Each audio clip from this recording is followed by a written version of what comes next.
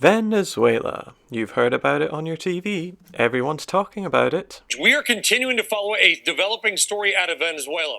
In Venezuela, the majority of government... Venezuela is... Venezuela is Venezuela. So who is Venezuela's leader? In Venezuela, where today Venezuelan... Well, you know Venezuela, right? Heard of it. A majority of the country is currently eating rats. Told you. There's an awful lot of misrepresentation and, frankly, fake news surrounding the reporting of the country, and since it's in the crosshairs of the United States, and since Trump is floating the idea of an invasion of the country, it's probably best to address this misreporting now. I studied the media reporting of the country, got a PhD in it, and produced this book, plus a load of articles in the subject, link in the description. So, let's get started.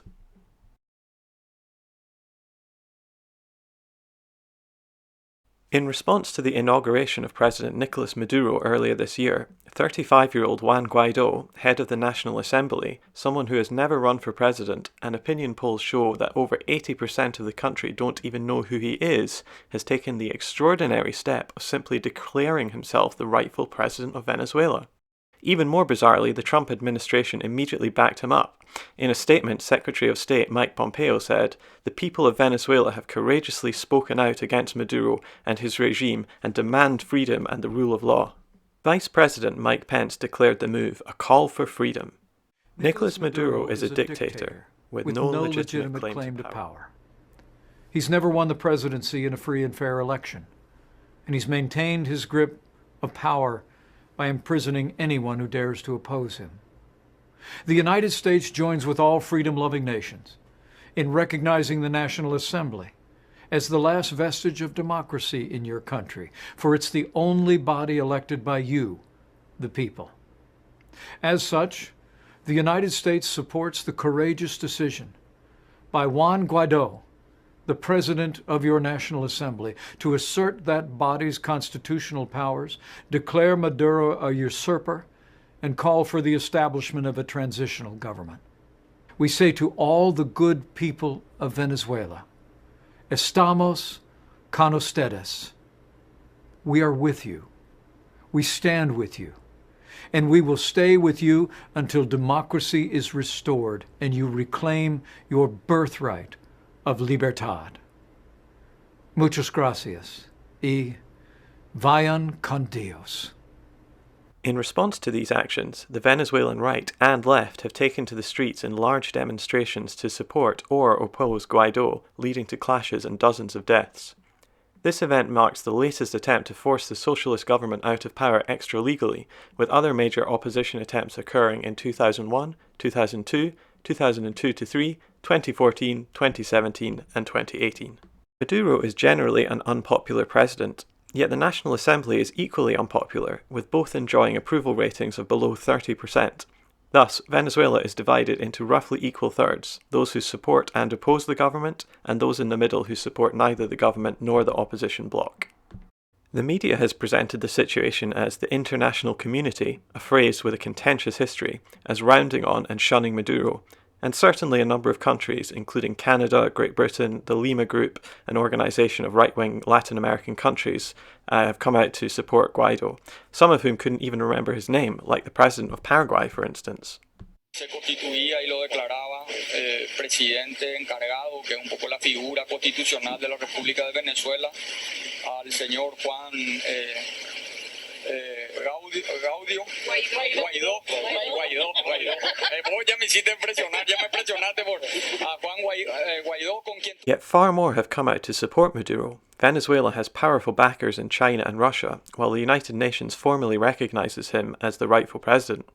As it stands, 3/4 of all countries have declared their support for Maduro. Furthermore, even the Lima Group and the EU have refused to back a military endeavour. This is not the way it's being presented in the US or most of Europe, where you'd be hard-pressed to find much reference to the massive worldwide rejection of Guaido. Instead, we're told support for Guaido is growing. Take Secretary of State Mike Pompeo's tweet, for instance. Looking at this map, you get the impression that Guaido's stock is rising. What he doesn't tell you is that literally every other greyed-out nation on that map is not neutral, but declared for Maduro, and he's also had to cut the world in half to make Guaido seem more popular by not showing you the Eastern Hemisphere, where only one country, Australia, has recognised him, according to a study by Venezuela Analysis. Inside the US, Republicans have come out strongly to support Trump, as have establishment Democrats like Nancy Pelosi. Those to the left of Pelosi, like Bernie Sanders and Alexandria Ocasio-Cortez, have offered qualified opposition to Trump, while others, such as Ilhan Omar and Tulsi Gabbard, have strongly condemned the move. The Green Party, however, has made opposition to another US coup a top priority. In the UK, the Conservative Party has strongly condemned Maduro, while Labour's Jeremy Corbyn has rejected the coup attempt and called for dialogue between all sides. So that's the current situation. Let's move to addressing the central claim of who is the legitimate president. As we heard Mike Pence say, Nicolas Maduro is a dictator who has never won a free and fair election. Is this true? And is Juan Guaido the rightful president? Well, Maduro has won 2 presidential elections, one in 2013 and one in 2018. Let's start with the first one. Maduro came to power in 2013 after winning 15 of 23 states and 51% of the total vote. Every country in the world except the United States recognized the elections as free and fair and Maduro as the rightful president. Elections in Venezuela are perhaps the most heavily monitored in the world, and in order to vote, every citizen needs a picture ID card which is checked at the polling station. Then, everyone votes on electronic machines that read your thumbprint, ensuring it matches with the one stored on your ID card. Then a paper ballot receipt is produced that must be placed in a sealed box. The paper tally is then later counted and must match perfectly with the electronic vote count. This is all watched over by large numbers of international and domestic observers from all political parties. In 2013, the count was found to be accurate to 99.98%, according to the Carter Center. This voting system was declared in line with the most advanced technological levels by the EU, and in 2012, President Jimmy Carter said that, I would say that the election process in Venezuela is the best in the world. They have a very wonderful voting system where you go in and you... Nevertheless, the mainstream media overwhelmingly portrayed these elections as fraudulent. In the US it was a 12-to-1 ratio, and even in the UK a 3-to-1 ratio of fraudulent to fair identifications. The media claimed Maduro had total control over the domestic press, and that people were strongly pressured into voting for him. Yet this was contradicted by all election monitors present, and even the Washington-based, Washington-funded anti-Maduro Carter Center, who the US government pays to monitor their enemies' elections. The Carter Center declared the election exemplary, and in its report found that, in fact, the opposition candidate Henrique Capriles Radonsky received twice as much media coverage in Venezuela, most of it positive, while the majority of Maduro's coverage was negative. Furthermore, Capriles comes from the Capriles family, who own Cadena Capriles Corporation, one of the largest media empires in the country and in Latin America. The Carter Center's report also found that fewer than 1% of people reported feeling pressured into voting a certain way, but in fact, more than twice as many people reported feeling pressured into voting for Capriles than for Maduro. The reason that there were elections at all in 2018 was because, after leading multiple waves of terror and an assassination attempt of Maduro and failing to unseat his government, the US and the local opposition demanded early presidential elections not scheduled until 2019, which Maduro accepted. Surprised by this, they then demanded the elections be postponed until May 2018, which Maduro again accepted. It was at this point that most of the opposition decided to boycott the process, declaring it a fraud. The supposedly dictatorial government asked the United Nations to oversee the elections, while the supposedly democratic opposition and the US demanded that they not come, otherwise, they explained, they would validate them, like the Carter Center had done previously. Indeed, the US government even threatened the main opposition candidate, Henry Falcón, not to run. In the end, Nicolas Maduro won with 68% of the vote on a turnout of 46%. Surprisingly high, seeing as much of the opposition and the US government were telling the country not to vote in these supposedly sham elections. They were very disappointed with the turnout figure that gave Maduro a higher share of the electorate than Obama received in 2012 or Trump got in 2016, despite the partial opposition boycott making the results something of a foregone conclusion. The media virtually unanimously presented the elections as a sham, the coronation of a dictator, according to The Independent, while the New York Times described the widespread disillusionment among the electorate voting in a contest that critics say was heavily rigged. CNN claimed there was an international outcry over proceedings, while the Huffington Post christened it a farce-cementing autocracy. The Miami Herald called them fraudulent, a sham, a charade, and a joke in one column alone. Let's hear from the media now. I'm guessing there was no element of free and fair about this election. The so-called elections, I mean, they're completely illegal. It's completely fake. We know Maduro will win. Yesterday's illegitimate elections confirm that Maduro is a dictator who disregards the will of the Venezuelan people. Wow, was that the case? How did it descend so dramatically into a dictatorship? Well, again, we can go to the international observers who were actually there. For instance, former Prime Minister of Spain, José Zapatero, said, "I do not have any doubt about the voting process. It is an advanced automatic voting system."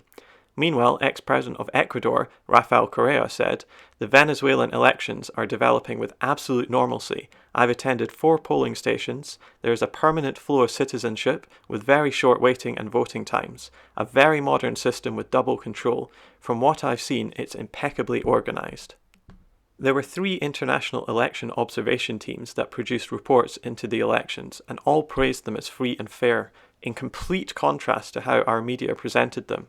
The Council of Latin American Electoral Experts, made up of those in charge of running elections in Latin American countries, most of them actively hostile to Venezuela, praised the, quote, high level of security and efficiency, noting that the vote reflected, quote, the will of its citizens freely expressed in the ballot box. The report of the African Nations delegation stated, "The Venezuelan people who chose to participate in the electoral process of May 20th were not subject to any external pressures and carried out their right to vote in a peaceful and civil manner, which we commend.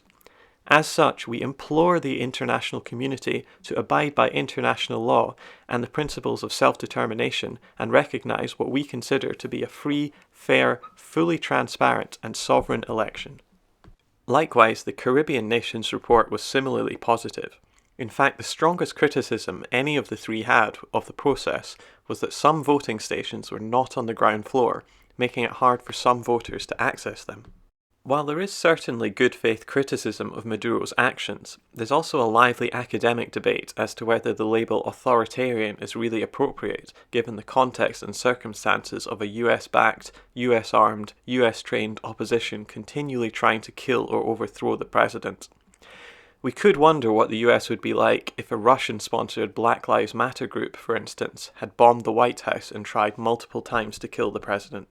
What shouldn't be up for debate is that the US truly cares about authoritarianism or democracy in the region, considering its hearty embrace of a fascist president in Brazil who came to power under highly suspect elections, or its support for a coup in Honduras in 2009, or the appointment of Elliot Abrams, someone who was prosecuted for selling arms to Iran to fund the Contra death squads in Central America, and who supported other paramilitaries who carried out genocide across the region.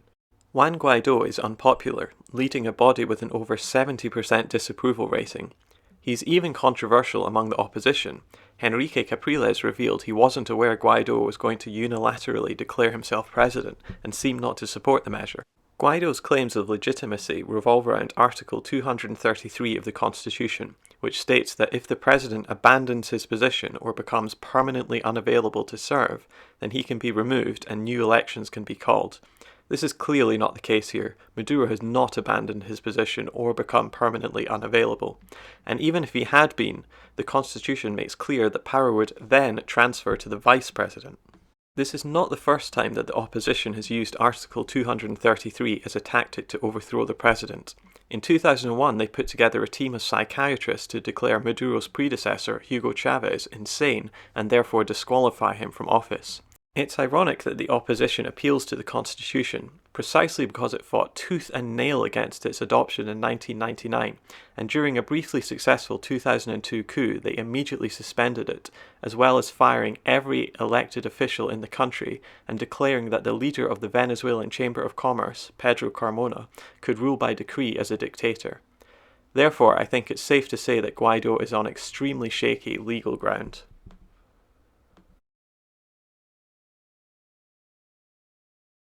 Venezuela's economic situation is extremely grave. Inflation has been sky high, there are shortages of a number of key goods, and large numbers of the people have simply left the country. Generally speaking, political scientists, sociologists, and economists have identified 4 main drivers of the economic malaise the country is in. Those 4 are 1. Government incompetence or corruption, where where some say it is the terrible decisions of the corrupt government, or perhaps even the inherent flaws of socialism, which have twisted the economy completely. 2. The opposition's economic warfare, where others say that big businesses and other groups are using their leverage to strangle the economy and starve Venezuelans into changing their government, like they did in 2002-3 with the enormous oil lockout. 3. The actions of the US in placing sanctions on the economy and encouraging others to do so. And 4. The worldwide economic decline and the collapse in oil prices, which have seen countries across Latin America go into deep recession. All 4 of these have merit, and yet it's only really the first one that the media concentrate on, giving the coverage a wildly distorted and simplistic socialism doesn't work narrative. Let's take these points one by one. First, it's clear government policies have contributed to the crisis. For example, Venezuela has a very complex multi-tiered exchange rate where the government will give businesses and other groups who promise to import important things like medicine at US dollars at an official rate. But those dollars are worth far more on the black market, and so very often people just immediately sell them and make huge profits. Another factor affecting the economy are price controls, originally implemented to make sure all could afford key goods and services. These were very popular with the population, but the artificially low price means that unscrupulous people can simply fill up a truck with cheap food or gasoline and drive to Colombia and sell it for way more. And in a corrupt country like Venezuela, it's not hard to grease a few palms to get a few dollars, or to get across the border checkpoints. Furthermore, it disincentivizes businesses to produce or import these key goods. In 2016, an economic team from the Union of South American Nations, many of them leftists, presented the government with a report saying they needed to lift the controls and float the exchange rates, as well as a host of other measures. But they refused to do any of it, leading one commentator to call it the most astonishingly static government Latin America has seen for many years. The second factor, the opposition's economic war, is barely discussed in the media, and when it is, it's usually brought up only as an accusation by a government official and then subsequently ridiculed. However, it's beyond doubt that the opposition and the Venezuelan elites more generally are trying to crash the economy. At the peace talks chaired by the Pope, the opposition officially recognised the economic war, meaning the hoarding or stopping production of key products, as a key source of the crisis and pledged to end it. They haven't. Private monopolistic companies are continually found to be squeezing the economy dry by hoarding, especially foods and medicines. Furthermore, Julio Borges, an opposition leader, has been touring the world's banks, threatening them not to lend to the country, thus driving it into a deeper financial hole. The opposition largely controls the supply of goods into and around the country. For instance, the largest private company in Venezuela, Pilar, controls around half the bread production in the country. The CEO of Pilar is Lorenzo Mendoza, an opposition leader who declared he would run for president against Maduro in 2018. And surprise, surprise, it's very often the products Pilar have a monopolistic control over that are the most short in Venezuela. Yet this basic adding of 2 and 2 together and the highly relevant information that the opposition controls the supply of exactly the products that have shortages has, to my knowledge, never been mentioned across the entirety of the mainstream media. The third factor, the US role, is barely discussed with regards to the crisis. When US sanctions on Venezuela are discussed at all in the media, it's usually to praise them or to claim they haven't gone far enough. This is flatly rejected by the United Nations, whose General Assembly and Human Rights Council said that they were disproportionately affecting the poor and most vulnerable classes. Again, almost completely unreported in the press is that the United Nations has formally condemned the US sanctions, calling on all member states to break them, and even discussing reparations the US should pay to Venezuela. One American special UN rapporteur described these sanctions as akin to a medieval siege and even declared the Trump administration as guilty of crimes against humanity. No mainstream national US news source has even mentioned this incredibly relevant fact. The worldwide economic decline is felt worst of all in developing countries who generally produce only one or a few primary products to sell to the outside world. Venezuela is no exception and has been hit particularly hard by the crisis. Since 2008, oil prices dropped from over $160 a barrel to just $30 in 2016. When you rely on oil for over 90% of your export income, that is an enormous problem. This Latin American-wide slump has been used by the right to come to power, sometimes in highly questionable circumstances, for example in coups in Brazil and Honduras, and a constitutional coup in Paraguay. The right is ascendant, and one by one the empire has struck back, picking off leftist governments. This means that many of Venezuela's key allies have gone and have been replaced with hostile states, meaning absolutely no support is coming from there. Therefore, all four of these factors have mixed together to create a perfect storm that Venezuela is suffering through. Yet three of these factors are consciously omitted in order to bolster the socialism doesn't work and the something must be done framings of the country, and used to attack progressive movements at home and subtly prime the population for regime change or an invasion.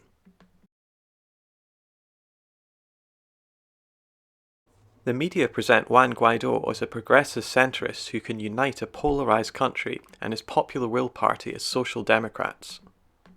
Juan Guaidó is the torchbearer of the opposition movement. They love him here.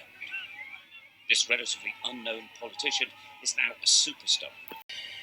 Tonight, my interview with the freedom fighter leading his country to democracy. This is a questionable assertion. Economically, Popular Will and the opposition more generally have consistently presented a campaign for immediate and whole-scale privatisation of the economy with huge cuts to social services. At the 2013 elections, it promised, for example, to privatise or increase private interests in the central bank, the electricity supply, the healthcare service, schools and in water. It proposed to allow the World Bank and IMF back into the country and to rewrite the national curriculums at all levels in order to teach all children, quote, the connection between property, economic progress, political liberty and social development. Guaidó has also proposed immediately selling off Venezuela's oil industry and greenlighting a US invasion of the country. In fact, John Bolton said, "We're in conversation with major American companies now that are either in Venezuela or in the case of Citgo here in the United States. I think we're trying to get to the same end result here. You know, Venezuela is one of the three countries I call the troika of tyranny. It'll make a big difference to the United States economically if we could have American oil companies really invest in and produce the oil capabilities in Venezuela. It'd be good for the people of Venezuela. It'd be good for the people of the United States. We both have a lot at stake here, making this come out the right way." Politically, Popular Will is perhaps the most radically right-wing party in the country and have been at the forefront of numerous waves of white nationalist campaigns of violence designed to terrorise the population into submitting to their rule. In 2014, they launched a wave of deadly guarimbas, street demonstrations, that included the bombing of kindergartens, the Caracas metro, government buildings, food distribution centres, hospitals and attacks on doctors, and even the beheading of passers-by with razor wire in an all-out attempt to oust Maduro. That failed, but in 2017 they tried again, and this time were more deadly, setting fire to much of Caracas, bombing maternity hospitals, shooting journalists, and even searching for Afro-Venezuelans to lynch and roast alive in front of the cameras in an order to try to return to the days when the white elite controlled the country. All this was described overwhelmingly in our media as a peaceful protest led by courageous Democrats who were being trampled under the boot of a dictatorship. There's a reason the media never show you pictures of the opposition National Assembly alongside Chavista ones, because it becomes immediately obvious to anyone paying attention what's going on. This is a project to restore the power of the white elite challenged by a numerically superior, multiracial underclass who took power in 1999. Make no mistake, Popular Will is not social democratic. It's far right, along the lines of General Pinochet in Chile and the Contras in Nicaragua. And like those groups, key opposition figures have been funded, trained, armed and supported by the US government for years.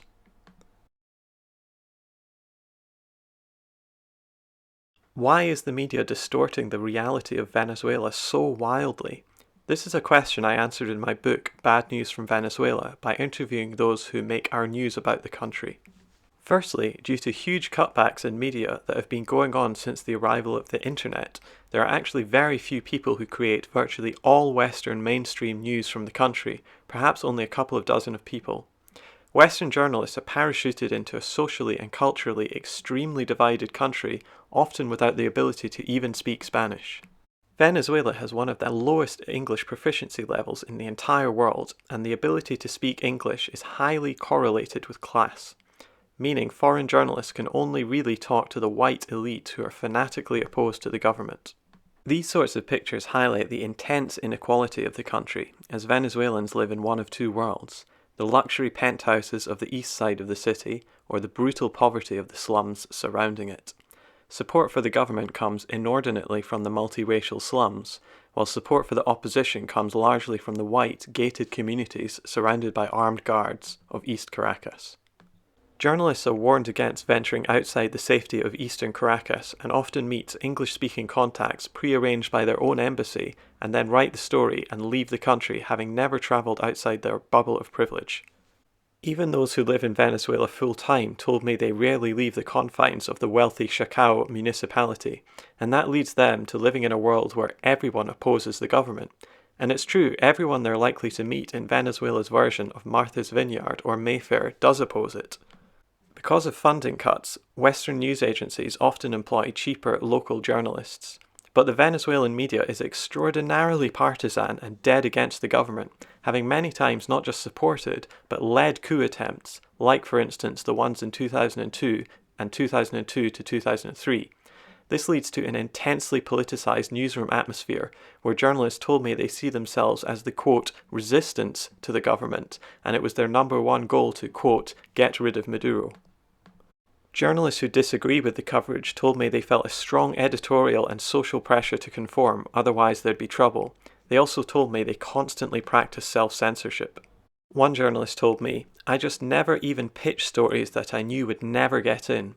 What you read in my book would just never, ever, in any form, even in news form, get into my newspaper. And I knew it, and I wasn't stupid enough to even pitch it. I knew it wouldn't even be considered.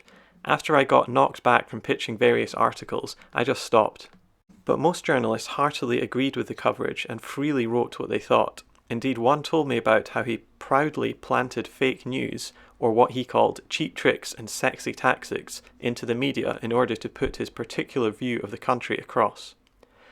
Of course, this is not all happening in a vacuum. The US and, to a lesser extent, some European countries like Spain and the UK have been trying to overthrow the Venezuelan government for almost 20 years.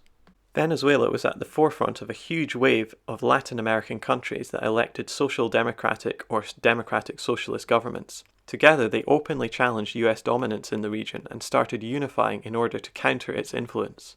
This pink tide, as it was called, set up regional organizations like CELAC to replace the US-backed Organization of American States. CELAC explicitly barred the US and Canada from joining. Unified together, they created a new international bank, the Bank of the South, and a new currency to replace the dollar, the sucre, and even began to offer asylum to Western dissidents like Julian Assange, Chelsea Manning, and Edward Snowden. However, one by one, the US has managed to pick off these leftist governments, leaving only a few left. In fact, one ex-US naval commander said that, with the Social Democratic Workers' Party out of power and Jair Bolsonaro elected in Brazil, the US just needed Venezuela to create a US sweep of South America. Not long after, Trump's advisor John Bolton, with clear parallels to the axis of evil trope that paved the way for invasion of Iraq, declared Venezuela, Cuba and Nicaragua a troika of tyranny, and suddenly there are US-backed, trained and supported demonstrations rocking Nicaragua and Venezuela. President Trump is explicit about what his plans are for those countries. Let's listen to a short speech he gave recently. The days of socialism and communism are numbered not only in Venezuela, but in Nicaragua and in Cuba as well. And one day soon, with God's help, we are going to see what the people will do in Caracas and Managua and Havana.